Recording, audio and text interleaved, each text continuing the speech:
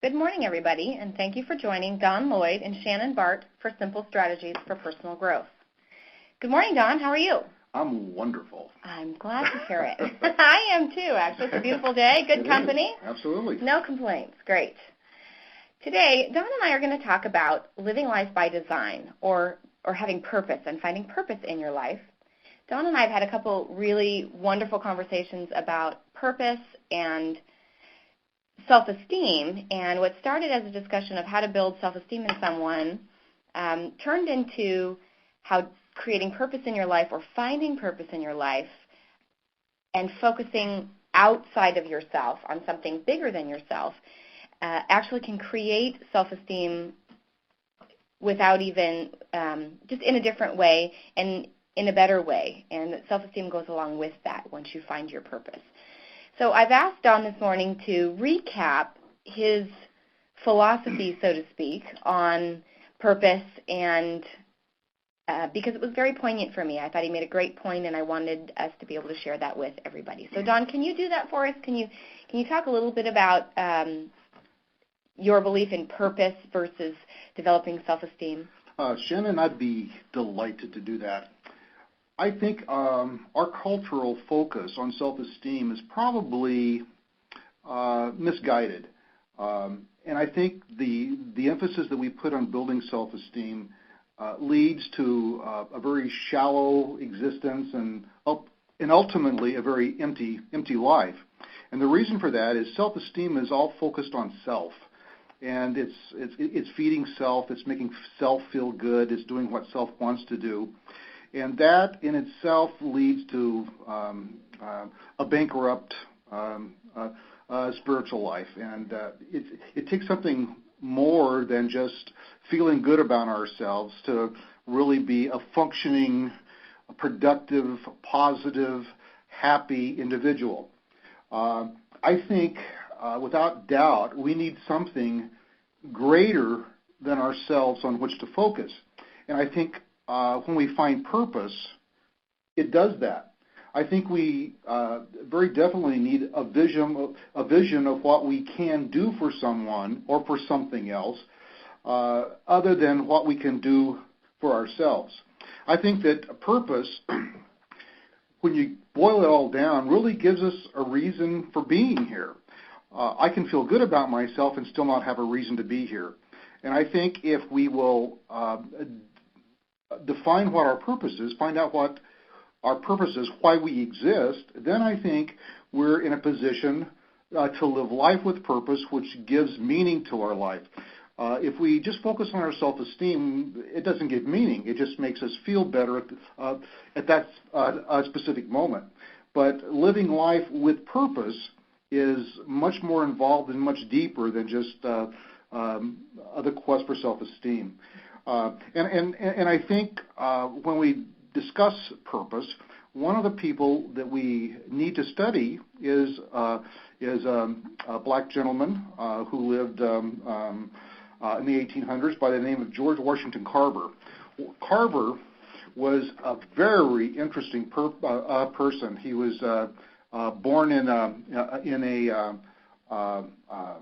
an atmosphere where he didn't have anything, and yet this man went on to impact the world in tremendous ways. And I want to encourage everybody to read the bio of George Washington Carver. It'll just thrill you and give you so many ideas about some of the things that are possible. But anyway, we need to define what our purpose is. And I think therein lies the challenge, in finding what that purpose is. And go ahead. You had a question? Well, you know, I wonder if maybe it would be helpful, Don, if you could give the listeners some examples of what a purpose might be. Maybe what your purpose is, or what you've heard other people say that their purpose is. You know, I think that all of us have a reason to exist. Mm-hmm. All of us have a reason for being here. And it's just not about fulfilling my own lusts or my own desires or any of that. We have something greater here, or we have a greater purpose than that. And purpose is something, I think, that comes in two different forms. I think there's an umbrella of a thing called purpose, and under that umbrella of purpose, we find smaller umbrellas in which we can work and grow and mature. The umbrella concept indicates to me, and I've never heard anyone else describe it as that, but the umbrella means that there are innate things that we're born with. Okay. I'm born with a need to teach and to nurture. That's a gift, or that's a purpose, or whatever, and it doesn't seem to matter what I do. I always wind up doing that. Okay. I find ways to fulfill that. But I think there's also a purpose underneath a big umbrella where our purposes change over time as our information changes, as our education changes, as our knowledge increases. We find different ways to fulfill that purpose, and so our purpose changes a little bit. But Don, do you mind giving us your personal example? Can you tell us how, like, what you started with as purpose and some of how it's changed? Do you mind doing that a little bit? Well, I remember as a young boy trying to teach others how to do things. And at the time, I didn't know anything about teaching, but I took the role of a teacher even at a young age. And as I grew, I kind of fell into that somewhat. As many of our listeners know, I had a terrible speech impediment as a kid, so I wasn't very outgoing, but I was still outgoing enough to still want to take someone along with me for the ride, so to speak, and teach them what I knew, whether it be a guitar, or whether it be what I learned about how to do math problems, or how to spell, or whatever it might be. I had innate need to teach people. And as I grew older, in my 20s, I was teaching people how to sell things. Even though I had this terrible speech impediment, I thought that I was going to become rich as a door-to-door salesman. And when I was 20 years old, I had 15 salesmen working under me, many of them in their 40s, 30s and 40s, and I was teaching them how to sell, even though I couldn't communicate very well. And then over the years, I just find myself in small groups and then larger groups, and I'm planning a whole series of small groups right now to teach people how to be real estate investors. Mm-hmm. And we have a workbook coming out on that, and it's going to be a great series, I think. But it's interesting that here I am nearing 60 years of age, and I'm still doing the same thing. I'm still fulfilling the purpose that's been given me, and that's to teach. So is it fair to say that your outer layer or umbrella for you of purpose would be teaching, and then when you talk about how that changes over time, what you teach people and how you do it has changed? Yes. Mm-hmm. Okay, that's great. Okay. We defined purpose as a reason greater than ourselves for which we exist. Correct. Okay. So what I think that's a great example of is taking the focus off of yourself and shifting it towards putting your energy out into the universe, so to speak, or your community, things of that nature. You know, for those people, particularly who are parents, because I am one of a 10-year-old, who are concerned about developing self-esteem in their children and wanting their kids to have good self-esteem, what I love about your vision for purpose is that it's tangible. When you're trying just to develop this kind of anomaly that is self-esteem that we think about, it's a little hard to know where to start. If I take my son and I say, what is he good at? What does he love? What is he passionate about? And find a way for him to put that into the universe and create or help him find his purpose, then I can know that his self-esteem will come along with that, but it gives us a direction. And I think that's one of the really great things about seeing this, about looking at purpose and trying to find purpose and creating purpose. And I don't think that has to be just for children. Oh, I agree 100%. In fact, I believe that if a person is feeling down and out right now, and they feel that their self-esteem and I'll put that in quotes because I don't even like the term, is in the crapper. I didn't mean to say that. It's in the toilet. I have a perfect cure.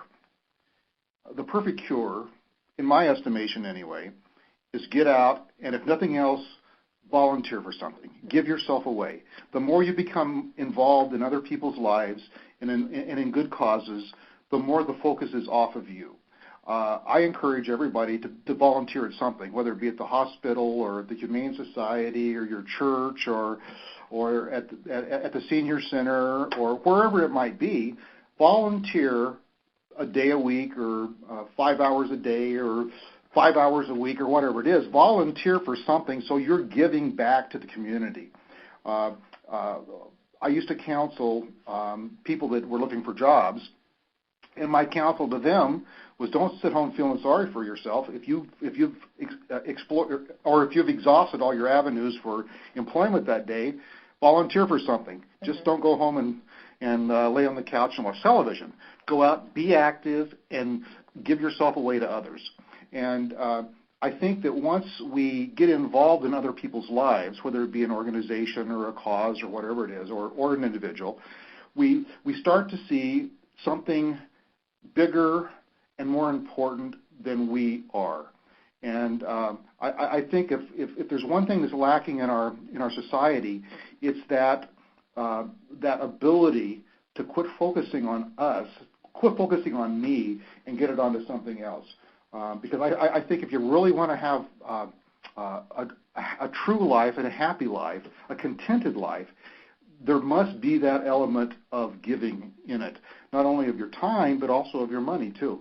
And an interesting thing I wrote in one of my books is that if you can't give it away, you don't own it. If you can't give your money away, your money owns you.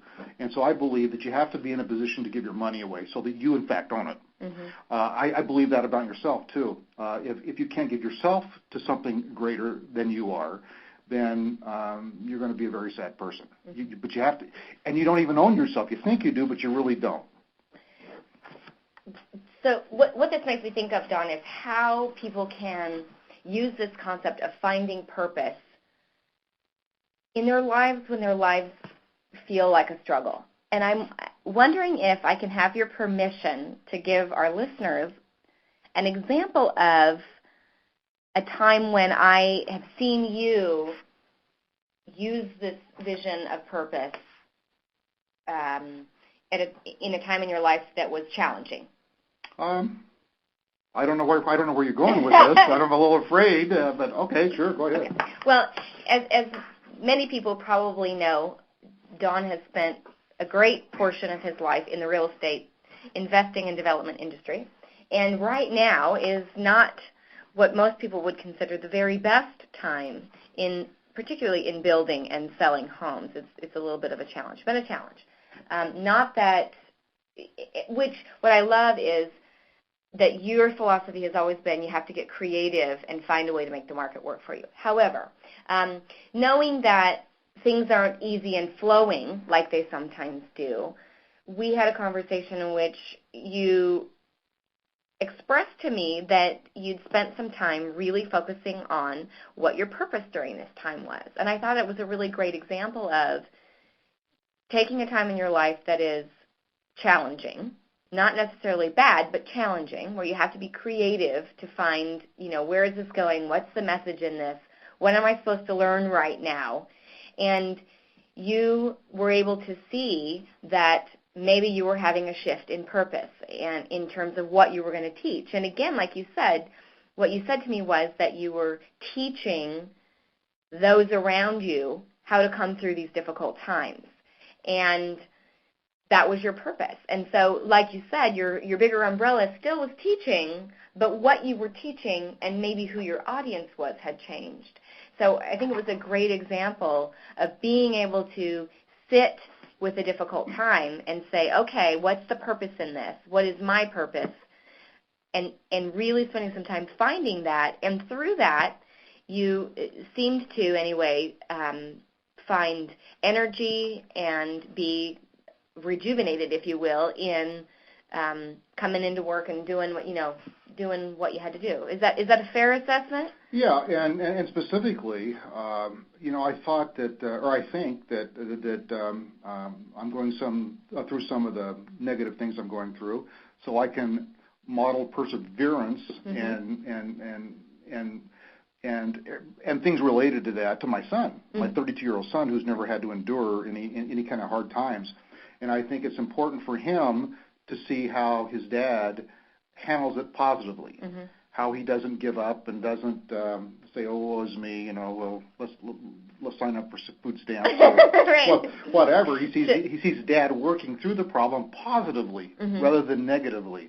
And I think that I think right now part of my purpose is teaching my son specifically how to deal with the tough times. Well, and I loved that I kind of got this mental image of you spending some time, sitting in your thinking chair, so to speak, thinking, okay, I need to learn something from this, and I need to figure out what this is all about, and shifting and realizing that your purpose had shifted in that direction. And so I want our listeners to hear that and know that when you're having a tough time, when you're struggling with whatever you're struggling with, perhaps spending some time figuring out what your purpose is, or if you need to go in a new direction, might really be what you need to help you get out of that difficult time, or see it differently so that you can function through it, whatever that takes. So. Yeah, absolutely. And I'm a real big fan of having mastermind groups that you work with. And the nice thing about a mastermind group is that they can give you insight as you're dealing with problems or challenges or whatever they happen to be, and you can come up with positive solutions. There's an old saying, and I hesitate to use it because it's been used so much, but there's an old saying, but I'm going to use it anyway. Oh, please do. You have my permission. The saying is, tough times don't last, tough people do. And it's not necessarily an issue of being tough, it's just an issue of being positive. Because regardless of the circumstances, there is good that comes out of everything. I mean, even the greatest tragedy, personal tragedy you can think of, if in retrospect you'll look back at it, you can see some good that came out of it. Well, I don't want to interrupt, but I've had people ask me if I would. Don't you wish you'd never had your car accident? And my answer is always, absolutely not. And I jokingly say I don't want to do it again, but I would never change it. I really learned a lot from that piece and learned about valuing life and what's important, and I would never change it. I'm glad that I went through that. Well, great. Do I jump you on? Yeah, and that's one of the things that I appreciate about you so much is that while others always find reasons to fail, you find reasons to plow ahead and succeed, and that's a breath of fresh air to me. And anyway, coming back to purpose, I think all of us has a purpose, and I think that if our school system and our churches we would spend more time, and our parents would spend more time teaching us as children how to find that purpose and use that purpose, we would be a much better culture and society. So how do you think, I'm going to turn this around, I'm going to start asking questions. Oh, okay. Good. All right. I like being in charge. I know you do. How do you think, what would be a good approach for people finding their purpose? It's interesting. I think you brought up a good point when you said, when I was a kid, I was always trying to teach people something. I think most of the time our purpose has been present in our lives from the beginning, since we were children. And it's interesting to go back. I had an occasion once to ask my parents what they thought about who I am and what my purpose is. And so it's fun. It would be fun, and if you have somebody who's been in your life for a long time, doesn't have to be your parents, but somebody who's been in your life for a long time who knows you well and has known you, it's great feedback to go back and ask those people, what do you know about me? What when you think of me, what do you think of? Because I think that's good information for finding your purpose. The other thing that I think people can do is ask yourself, what are you passionate about? When you hear a story about children or veterans or whatever, what touches you? What do you feel passionate about? And those are good pieces of information for creating and developing purpose as well. When you can identify those things and you say, okay, well, how can I contribute to those things? How can I help those people or learn about that or, whatever? And that will help you develop and define what your purpose is, and you can go in that direction, keeping in mind that what you're doing is giving out to the community, giving out to the universe, giving out to other people. Okay. Can I add something to that? Please do, yeah. Let's assume that we have some adults listening here, and they didn't have benefit of a parent that taught them purpose. I think I have something that might help people. Okay, that'd be great. First of all, let me say that I unashamedly believe in God, and I think that that our spiritual side, or the spiritual part of us, is something that's much neglected in our culture, and something that needs to be nourished. And I think if a person would simply ask God to show them the purpose, He'll do it. There is something rich and wonderful about prayer and meditation. And meditations when you just shut up and let God do the stuff. You just quit talking and just let Him direct you. I think He will lead you into a purpose. And but we have to be open to that, and we have to really come to a place where we say, hey, look, it's not about me, it's about others. And if we will truly take that position, we will find our purpose. As you started to talk about that, I had a thought about suggesting that people just spend some time in quiet. It amazes me how many people don't seem to be able to sit with themselves, so to speak. They can't spend time just quiet without speaking, without engaging in activity, or without other people. And I think it's in those quiet moments, in those periods when you spend, even if it's 5 minutes in the morning before you start your day, just, like you said, meditating or just reflecting or just being quiet, you'd be amazed at what comes to you, at what your spirit or the spirit or, God or the universe or whatever you believe in brings to you and tells you and leads you to. Yeah, I know that God gives us all gifts and talents and abilities and desires, and that same God gives us purpose too, and He'll lead us in that direction. Well, Don, I really appreciate your insights on the subject of purpose, and I hope everybody else has enjoyed them as well. Do you have any final comments you'd like to add? Well, nope. I just hope everybody will find a purpose for their life, and appreciate the time I've been able to spend with you. And I appreciate it as well. All right. You guys go out and make it a great day.